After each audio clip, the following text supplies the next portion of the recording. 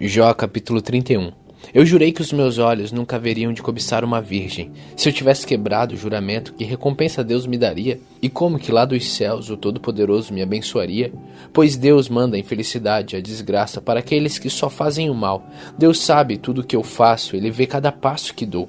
Juro que não tenho sido falso e que nunca procurei enganar os outros. Que Deus me pese numa balança justa e Ele ficará convencido de que eu sou inocente. Se por acaso me desviei do caminho certo, se o meu coração foi levado pela cobiça dos olhos, se pequei ficando com qualquer coisa que pertence a outra pessoa, então que outros comam o que eu semeei, ou que as minhas plantações sejam destruídas. Se o meu coração alguma vez foi seduzido pela mulher do meu vizinho, e se fiquei escondido espiando a porta da casa dela, então que a minha mulher se torne escrava de outro, e que os outros durmam com ela. Se eu tivesse cometido esse crime horrível, o tribunal deveria me condenar. Esse pecado seria como um incêndio terrível, infernal, que destruiria tudo que eu tenho. Quando um empregado ou empregada reclamava contra mim, eu resolvia o assunto com justiça.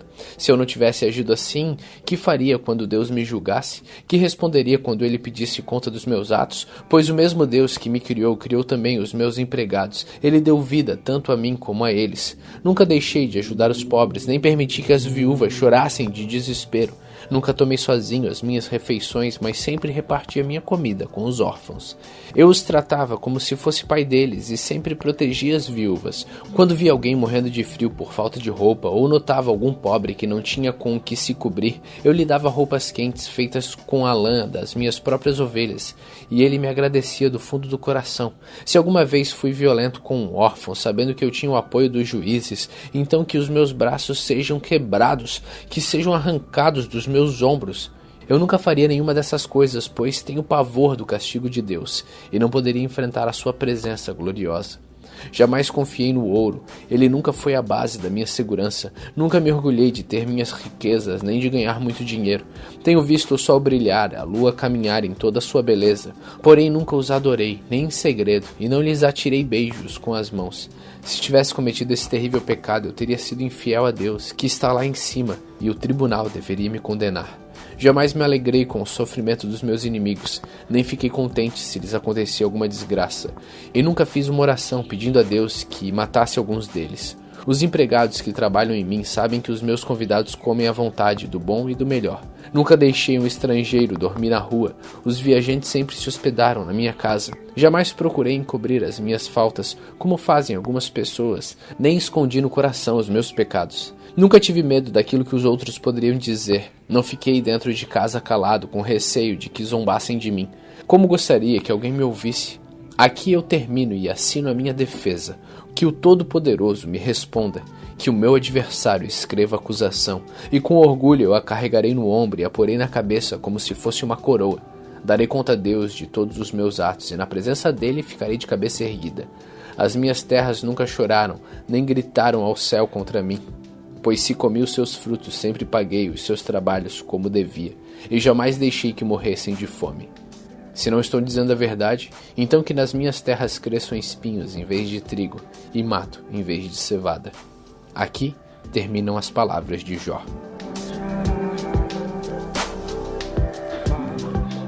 Jó capítulo 32. Jó estava convencido da sua inocência e por isso os três amigos desistiram de continuar a discutir com ele. Acontece que ali estava um homem chamado Eliú, filho de Baraquel e descendente de Bus, do grupo de famílias de Rão. Eliú ficou muito zangado com Jó porque este dizia que era inocente e que Deus era o culpado. E também ficou zangado com os três amigos porque eles não puderam responder a Jó, dando assim a ideia de que Deus estava errado. Eliú esperou para falar no fim, pois os outros eram mais velhos do que ele. Quando viu que eles não souberam como responder a Jó, Eliú ficou zangado. Então Eliú, filho de Baraquel e descendente de Bus, disse: Eu sou moço e vocês são idosos. Foi por isso que não me atrevi a dar a minha opinião. Pensei assim, que falha a voz da experiência, que os muitos anos mostrem a sua sabedoria. Mas acontece que dentro das pessoas há um espírito, há um sopro do Todo-Poderoso, que dá sabedoria. Nós não ficamos mais sábios com a idade, nem sempre os velhos sabem o que é certo. Portanto, escutem o que eu digo, pois eu também vou dar a minha opinião. Esperei que vocês falassem e escutei as suas razões. Enquanto vocês escolhiam as melhores palavras, eu prestava toda atenção, mas nenhum de vocês convenceu Jó, nem deu resposta às suas palavras. Como é que vocês podem dizer que descobriram a sabedoria?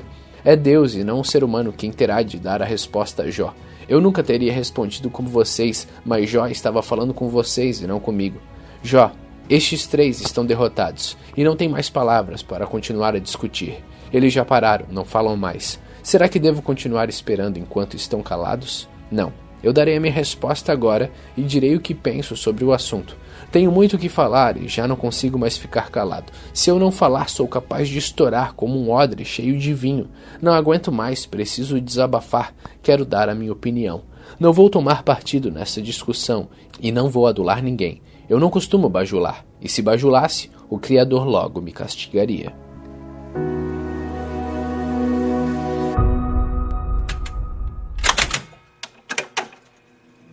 Salmos capítulo 56. Tem misericórdia de mim, ó Deus, pois estou sendo atacado por inimigos que estão sempre me perseguindo. O dia inteiro eles me atacam, e são muitos os que lutam contra mim.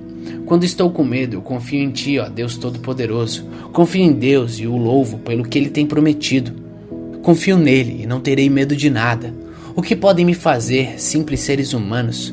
O dia inteiro, os meus inimigos me atrapalham dos meus negócios e só pensam em me prejudicar. Eles se reúnem em lugares escondidos, olham o que estou fazendo e ficam esperando uma oportunidade para me matar. Ó Deus, castiga-os por causa da sua maldade.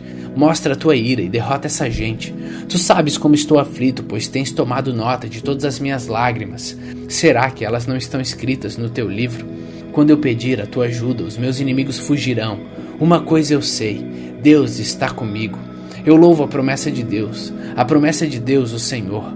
Confio nele, não terei medo de nada. O que podem me fazer os simples seres humanos? Ó Deus, eu te darei o que prometi, e te darei a minha oferta de louvor, porque me salvastes da morte, e não deixastes que eu fosse derrotado. Assim, ó Deus, eu ando na tua presença, e ando na luz da vida.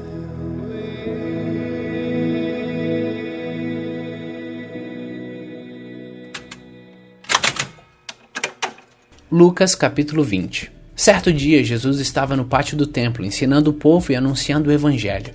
Então chegaram ali alguns chefes dos sacerdotes e alguns mestres da lei, junto com alguns líderes do povo, e perguntaram: diga para nós, com que autoridade você faz estas coisas? Quem lhe deu essa autoridade? Jesus respondeu: eu também vou fazer uma pergunta a vocês. Respondam: quem deu autoridade a João para batizar? Foi Deus ou foram as pessoas? Aí eles começaram a dizer uns aos outros: o que é que vamos dizer? Se dissermos que foi Deus, ele vai perguntar: então por que vocês não creram em João? Mas se dissermos que foram as pessoas, essa multidão vai nos apedrejar, pois eles acham que João era profeta. Por isso responderam: nós não sabemos quem deu autoridade a João para batizar. Jesus disse: pois então eu também não digo com que autoridade eu faço essas coisas. Depois Jesus contou esta parábola para o povo. Certo homem fez uma plantação de uvas, arrendou-a para uns lavradores e depois foi viajar, ficando fora por muito tempo. Quando chegou o tempo da colheita, ele mandou um empregado para receber a sua parte. Mas os lavradores bateram nele e o mandaram de volta sem nada. O dono mandou outro empregado, mas eles também bateram nele. Depois o trataram de modo vergonhoso e o mandaram de volta sem nada. Então ele enviou um terceiro empregado, mas os lavradores também bateram nele e o expulsaram. Aí o dono da plantação pensou: o que vou fazer? Já sei, vou mandar o meu filho querido. Tenho certeza de que vão respeitá-lo. Mas quando os lavradores viram o filho, disseram: este é o filho do dono, ele vai herdar a plantação. Vamos matá-lo e a plantação será nossa. Então eles jogaram o filho para fora da plantação e o mataram. Aí Jesus perguntou: e agora? O que é que o dono da plantação vai fazer? Ele virá, matará aqueles homens e dará a plantação a outros lavradores. Então as pessoas que estavam ouvindo disseram: que Deus não permita que isso aconteça. Mas Jesus olhou bem para eles e disse: as escrituras sagradas afirmam: a pedra que os construtores rejeitaram veio a ser a mais importante de todas. Quem cair em cima dessa pedra ficará em pedaços, e se a pedra cair sobre alguém, essa pessoa vai virar pó.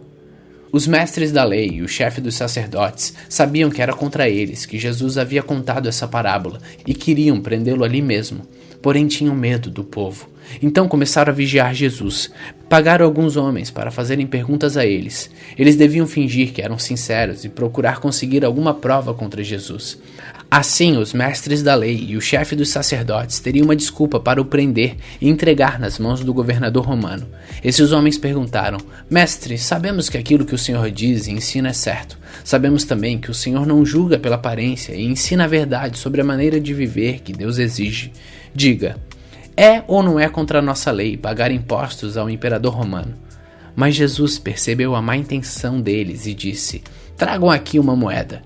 De quem é o nome e a cara que estão gravados nela?